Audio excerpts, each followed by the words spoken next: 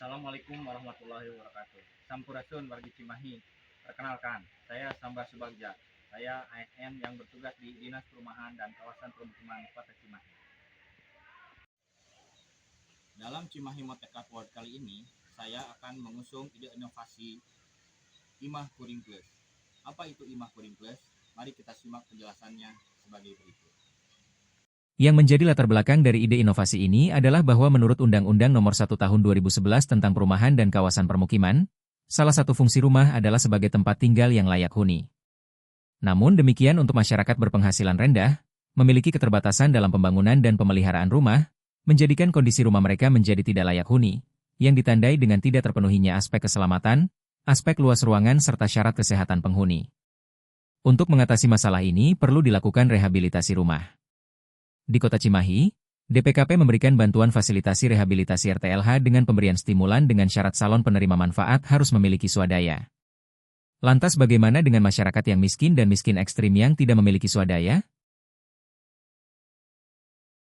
Dari data tahun 2024, sebanyak 52% calon penerima calon lokasi atau CPCL RTLH tidak memiliki swadaya dan tidak dapat difasilitasi dengan bantuan rehabilitasi RTLH. Padahal berdasarkan data BPS masih terdapat 28.760 orang atau 5.425 kakak miskin dan miskin ekstrim di Kota Cimahi.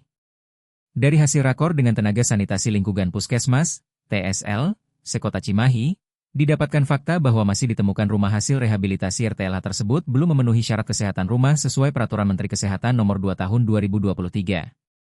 Di sisi yang lain, temuan Himpunan Ahli Kesehatan Lingkungan Kota Cimahi bahwa masyarakat penderita penyakit berbasis lingkungan seperti TBC, selama ini belum mendapat prioritas sebagai CPCL Rahap RTLH, padahal di Kota Cimahi masih ada sekitar 6.050 penderita TBC, yang juga memerlukan bantuan fasilitasi rahap rumahan untuk membantu percepatan penyembuhannya.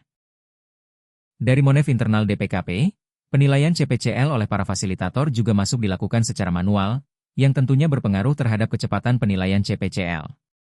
Walaupun bila dilihat dari capaian kinerja DPKP yang baik, namun temuan-temuan tersebut bila tidak ditangani akan berdampak pada 3 hal, yaitu dampak operasional berupa menurunnya reputasi organisasi, dampak keselamatan penghuni rumah yang tidak segera diperbaiki serta terabaikannya hak rakyat, padahal seharusnya pemerintah bertindak egalitarian dan akretive sesuai dengan visi Kota Cimahi sebagai kota cerdas.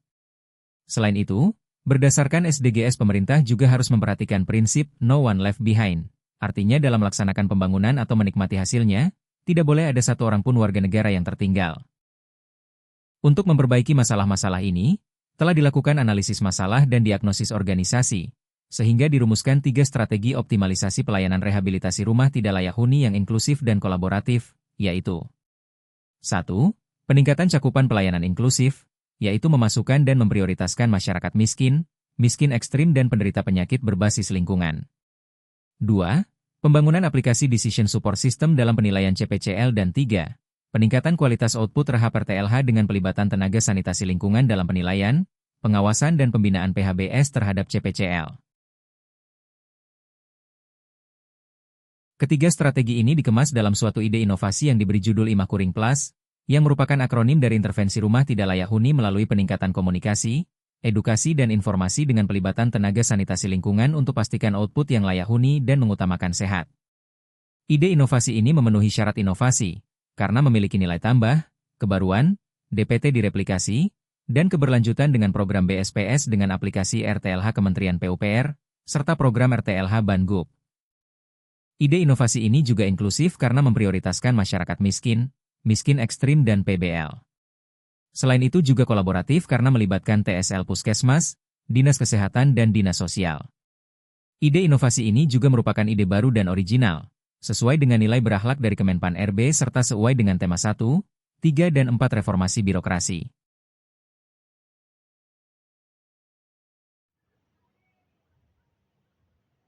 Wargi Cimahi, demikianlah penjelasan tentang ide inovasi Imah Kuring Plus.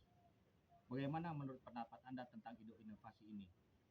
Silakan tulis komentar Anda pada kolom komentar di bawah ini. Terima kasih. Assalamualaikum warahmatullahi wabarakatuh.